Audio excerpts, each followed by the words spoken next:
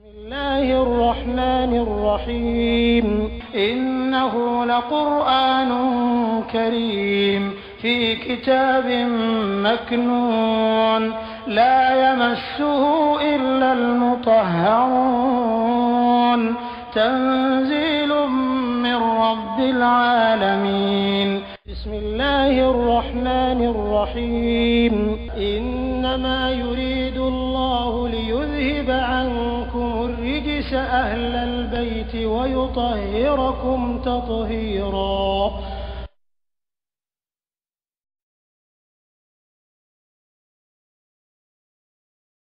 في الدنيا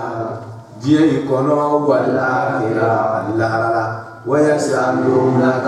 وبيرك ربين كان أن يتامى يتيما وتقولا قل كرا أبغي جيبه إسلام كنيلي لهم يتيما خير فيما في سقولك وإن تغادرهم نايا كنفرو فروتك كدوك بوكي أوكا فإخوانكم أو بدي مولود والله مساميتوكو على يعلم سيغتا على بدونيا كي المفسدا أبيتشيني كلا وكرامة من المسلمين كابونغا يجمع دونكولا ولو شاء الله ناي على جيا لأعنتكم أتنبغريدو أو كنياتي مونتاكا فنيو يالي لاني نفروي إن الله مساميتوكو على عزيز أتنتسكولا حكيم كتيما مسا لعلكم تتفكرون على كل العفو كذلك يبين الله ما يقصد نور ما قال على بكو كلين كلين أي نين كان كميو من على بيتي تراو نيو أيا بيجابي دتاي جي أوبا كو على يوكي مكوسو أيا دجالي مكوسو أيوكي كفين بيدتاي جابا كورونا كونو تبيان لكل شيء على ما فويتو يفايا بيلانجل مايا أكو لا يبين الله لكم لأنكم يبين الله لكم الآيات أي نيني كان كيرغري بجابي تشو تشي مانتا مكوسو لعلكم أنك السبب يو لكن ما يلينك السبب أو تتفكرون أنا تاشي في الدنيا ديما والآخرة أن الله رحمة أن أنا تاشيني آية نيجي كأوتو جيه كونو كبانغا تاشيني آية نيجي كأوتو لا لا ما قرأتوا تتفكرون وأنتم في الدنيا وتتفكرون وأنتم في الآخرة لا يعني تتفكرون في الدنيا أو بنا تاشي ni آية كباكو نوما ديما ناي أبنا ديه دونوي كاللهر اللونوي تتفكرون في الدنيا أبنا من دينكم يعني في أمر الدنيا وتتفكرون في أمر الآخرة بهذه البيانات ألاكو شريعة كتير بآيات دي أوما ناكو أكنا جناك سيسا آيات ميري جناياما أبنا دين نفسر لك اللهر نفسر أحرم يلينا ناكو آيات سيري نايا ميري سيري ما kamiri nyama abe mune nye awe na nafa ye aw yere kan jin kono ya ka banka nafa ye aw yere kan lahara ay sinyitu ina ya mirama awe na nafa ye aw kan nyama ya kan jin kono ya ka banka ta nafa ya aw kan lahara nyama sari na ne kitu kitiji jin lahara ni nyofe ala ma kuma lahara da bakale sira ya na jin lahara ni nyofe lahara diye lahara sene frode itenya so lahara fo nya so ka so diye ko ya niye mo toro diye ko ya be ta toro jana ko ya ni mo la fi ali bo diye ko ya be ta la fi ali jana ko mana sunye ko kurana mana diye lahara le kanyo mo fe mana sunye o koso ala ko ale fo anye naya mirama achite adama dem déranger Dieu du ko ça fait ni fo ye mo wa déranger Dieu du ko ça fait ala tate o ya do ala ate mo toro Dieu ko ate mo toro lahara la'allakum tatafakkarun ana miri ni nunu aya nuye ni kiti nuye diɲɛ ma n'a ye ni lahara ma n'a ye a bɛ diɲɛ sɔrɔ n'a ye ko jaa ko nin de ka ɲi an ma diɲɛ kɔnɔ ko nin de ka ɲi an ma lahara ala ka kiti bɛɛ dira n'o ye cogo di c'est aya moto ok n'an bɔra yen yas'alunaka o bɛ de kira ba ɲininka na tuguni ɲininkali ka ɲi miftahul ilm as-su'al miftahul ilm ka ɲininkali kɛ i kɛra mɔgɔba ye cogo o cogo karamɔgɔ dɔw bɛ yen olu question tɛ kɛ olu parce que ale ye limanba ye ale ye karamɔgɔba ye lui la si n'ale ye min fɔ a banna pose pas question e ye jɔn ye kira ɲininkala siɲɛ kelen tɛ fila tɛ saba tɛ naani yɛrɛ tɛ a ye nin a caman ba de b'i bolo yan kira questionné la e ye jɔn ye ko question tɛ posé kan yaada don ala kana yaada ni kɛra yɛrɛmajigibaga ye i b'a fɔ de ko a ye ɲininka imam ali yɛrɛ minibari kan kufa ko saluni kabla an tafqiduni ko a ye ɲininka jani don dɔ a bɛna a bolo ci ka seri ko e ni ali tun bɛ a tun bɛ nin jaabi d'a ma an mako bɛ min na bi an mako tɛ min na bi ko a y'a bɛɛ ɲininkali kɛ k'a bila a bɔrɔ kɔnɔ o de ye dɔnnikɛlaw ta cogo ye mais e ka to yen ko e tɛ questionné o tuma na o ye kira ɲininka ni ɲininkali dun ye lɔnni lakile de tiɲɛ don lakun yatimɛw ni aya ye pour que k'a faamu bɛrɛbɛrɛ o sera obligé an bɛ taa aya dɔ la suratu nisa'i kɔnɔ la i bɛna aya nin dɔ yɔrɔ lɔ sisan bɛrɛbɛrɛ ko ɲɛri dɔ yatimɛw ye i b'a faamu c'est comme ça jaa ni aya in nana nafa ni nɔgɔya dan a nana wele d'a ma yatimɛw ka ko la i b'o lɔn cogo di ko nin nana bunda hɛrɛ dɔ de dayɛlɛ k'a d'a ma fo n'i taara suratu nisa'i aya ta n'i taara o ta sisan ka na nan kɔrɔ dɔ i bɛna ko jaa ko bunda dɔ dayɛlɛ k'a di nafa la adamadenya jama ta cogo la suratu nisa'i kɔnɔ aya 2 ani 10 wa atul yatama amwalahum ko a ye yatimɛw ka nafolo d'o ma dɛ ɲamaruya le ka bɔ ala fɛ ka di dugu ma watu a ye dili kɛ dɛ yatimɛw ka nafolo a y'a don voilà wala tatabaddalu aw kana falen kɛ al-khabisa juguman na bil tayyib ni ɲuman ye o tuma na kuma tɛ fakɛw dɔrɔn bɛ kan yatima ka nafolo marali bɛ mɔgɔ o mɔgɔ de bolo cɛ fakɛ ye baara kɛ ka taa wari bila banque la ale sara papier ɲɛnama si tɛ yen a b'a dɔn cɛ den jɔ a yɛrɛ b'a dɔn a den yɛrɛ ou bien a muso yɛrɛ a kan ka cɛ in ta ɔhɔn ko papier ɲɛnama tɛ yen dɔrɔn a b'o kɛ prévu ye k'a sirila a kan ka sɔrɔ a yɛrɛ ɲɛ b'a dɛmɛ sira la jɔ ni possibilité b'a bolo ka solution sɔrɔ k'a d'a ma a ye solution sɔrɔ k'a d'a ma dɛ n'o tɛ n'a y'a ka nafolo don dɔrɔn a tasuma man ɲi ala fɛ voilà o tuma parce que tuma dɔ la olu yɛrɛ b'a trace dɔn mais tuma ni trace tɛ yen la yan parce que mun b'a yira ko yɛrɛ ta ko i fakɛ ta de wale ni trace tɛ yen fiyewu fiyewu là y a problème mais trace bɛ yen mais comme sɛ bɛ se ka n'a ka ɲɛ dɔ ma i k'i sen la ka o ɲɛtɔgɔ ma ko parce que wo fitinin dɔ bɛ yen i bɛ se k'i sen la ka n'o ye n'i k'i sen la ka n'o ye ka sɔrɔ a dɛmɛ sira bɛ yen k'a ka nafolo sɔrɔ ka d'a ma laharala ti to yen o la k'a lasumɛ o tuma kuma in kan bɛ bɛɛ de ma e yɛrɛ min bɛ nafolo marala ani yatima bɛ yɛrɛ min ka mara kɔnɔ tout le monde est concerné imamiya t'a la yen ye t'a la. ala ko wala tatabaddalu khabisa bil tayyib fa kana ɲuman juguman ɲagami dɛ parce que min t'i ta ye n'i y'o ɲagami i ta la dɔrɔn i ka juguman bila kɛra komi ka vɛrɛgili kɛ nɔnɔ la n'i ka tiɲɛ mugu kɛ basi la a kɛra o de ye ala ka ɲuman a bɛ sɛ mais a don man di dɛ wala ta'kulu amwalahum ila amwalikum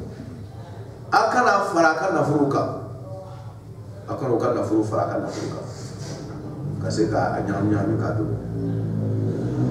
innahu kana hubban kabira ko jurumu man bon ka tɛmɛ a kan ok ta aya 10 na ça veut dire que nin kɔrɔ ye mun ye ko nga se mon ya ti mon ga nafuru la kana farita ka kana ku ayi ka tu ka jere a jere ti ulai kana dum kana farita ka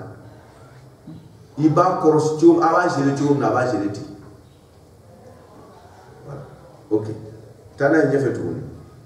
innal ladhina ya'kuluna amwala al-yatama kuni mima ni lajiri kam yi foramuro sisa ni tlo ma daire ka fam kanye ala ku kana ga nafuru farata ku kana aka nafuru do o fori ni ma toy innal ladhina ya'kuluna mumbo jago la ka jati mo ka nafuru do mu zulman ko passe ko be se kola ko ala be se welo ou bien ko alele ya fa koroke ou bien alele ya fa do ke ko bote ka defense ta ka tale re kam alele denti ya biale bolpi ni mi ya jabo kenna furu la bi jome kuma okay ala ko innal ladina yakuluna amwala yatama mo yatimo ganda furu dom na ko passe ko sama yoro de nabi zulman ko parce que ton yoni o be sa foro bi foite ko ala inna ma ala ko ka fu ko do reto yakuluna fi butunihim naran nakira ima tasma mi sugula ye woni dum si sunya tasma ya dum daraja ban tasma ya dum masaya kiye tasma ya dum kenya tasma bana tasma ya dum ça veut dire makosa sube ima signi miye ya tasma le dum wala bila ima signi tasma sumi ye wala dum amira ko do na ko fa ko kare lo ko kare ka na fo do fa ala be bana do blela ko wala ngoro jibi suma bari kono jibi suma bari abi fie to ya dinya fie yatima na fo do bala o sigi suteni yatima do kana fo yatima de kana fo do na ta se bo ala le ku ikana ke kwa le ya beti kana mi ko so yero ta de ala ya ko so ni ya dum dro ni krisi mi fa dum dro yere yama hat bara ira timra wo basale alay atray tonyoni ala tanay tonyoni ni kimi se ko la ni tonyoni ke bara ti toyi ala ka yimo bole surtout mo wa mi ni de ba tara ni yo ton ikala drabo sarama yati ha kako sramante ko kum kafirite no ko gato atonyo ala tanay tonyoni ye hali basa ko kono na nati kasra ni ato ala titui ala tanay tonyoni sur tous les plans mais c'est quoi ala c'est quoi ka tiniga ma yi to ka sebra ya la ka clean ka makani ala ka famo ko jumanda kana turu ga yati mana de ni tna de bato ni ya tonyo ka yira kunka Allahu akbar ala drabo utmana ika maydi ko innal ladina yaquluna amwala al-yatama zulman inma yaquluna fi butunihim naran wa sayaslawna wajiba wa sayaslawna bina baka shori lahara sa'ira die ko ni nyasba bara lahara fana tasma kene ni yoy yatima dunga nafu utma kabini ni fola ni suratul nisa ila ya do yere yin lawsrana sramo ko he ja amma ko sare luti ni yatima dinka nafu tufadi utmana kana ku afarata kana dum kana ni ya dumi tachena utma yere yin lan nun bela jeri jati rasa utma yatima dinka nafu ko akara sranya fini ala ko no ko mankere kaso we ba ni parce que ni yere korosi fa ko na des fois vraiment jolo ko nyu njigo ko ikuna ko to ma ka sana de la o ma ni ya me ko be yati mande ko na furo ba be ko to ka di dabe o ya di bera la le ni ya te pepe o ama ba ma bo na do to e pepe o ni ke abe che fana o din makoro ba ya ati se ka na furo jere mi dal shama be ta di sanyi ma ama jere to ibi pas otmana baba tu me kera pas attention otmana do be fe ko yere yina me tan ka abandonner peu ko yere yini ala ko la ko anana ni aya ni sura Bakara kono kana ko ya do ko la ako ameta Bakara tala kol kira afoyi mu be yin kan ka yatima do ko ko parce que ko ni berela de yasaluna kan yatama be yin kan yatima ko la kira afoye ko ma gore ka so degere la qul afoye islahun ko nyeli arabe min ko yatima de ka ko la wole yi islahun lahu ay nyeli ko nyeli juma nyeli mi be ko se odu yerema mi ikane ere mi me nafro kani ere mi me yatima de ka marabaye ere ka nyeli ko te de islahun lahu nyeli mi me ko se yatima de ma ala kambo ayo ko wi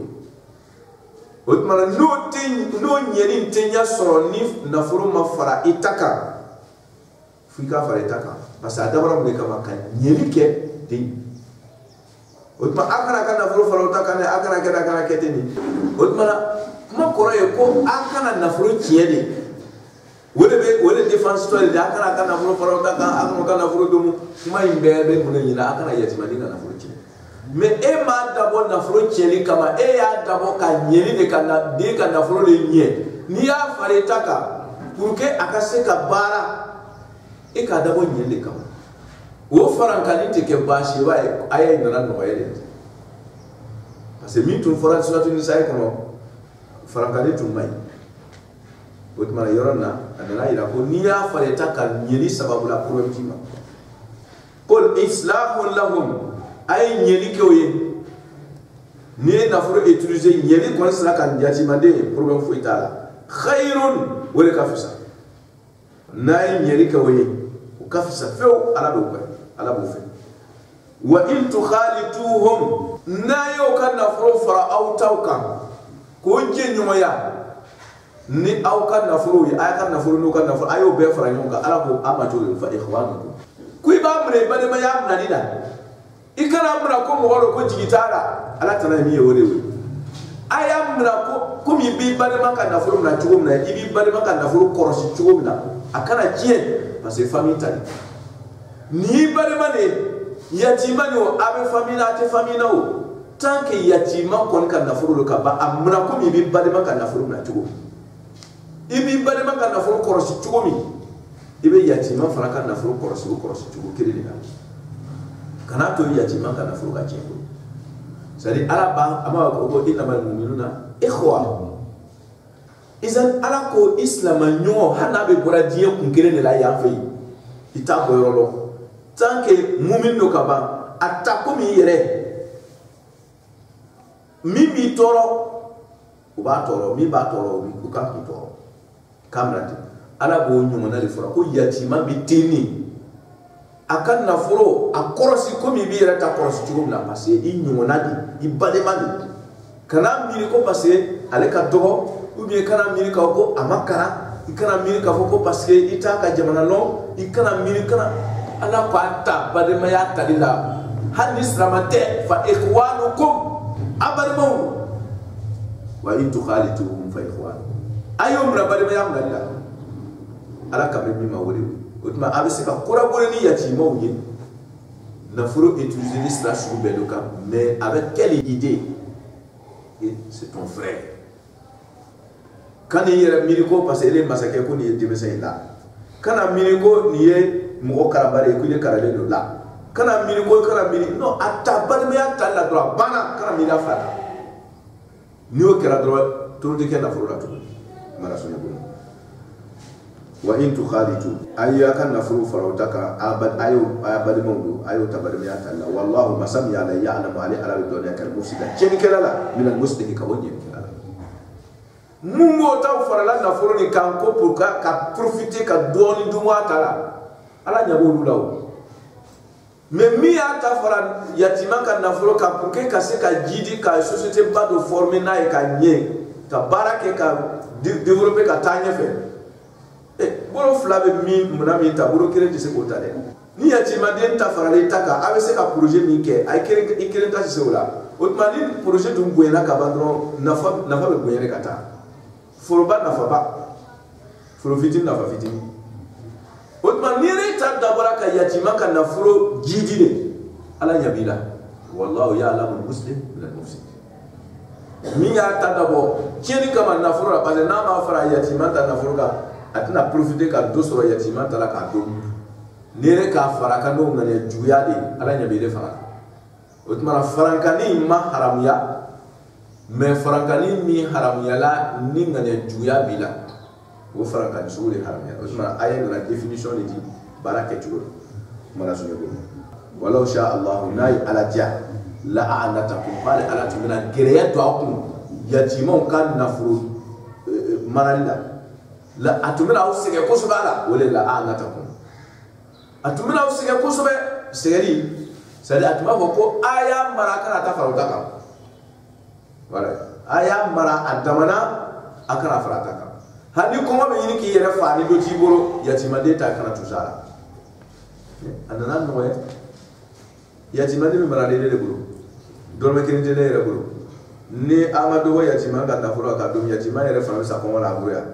e be sa nafuro dumbe otmana mimbe be aka na so ma bo kana kedda saboy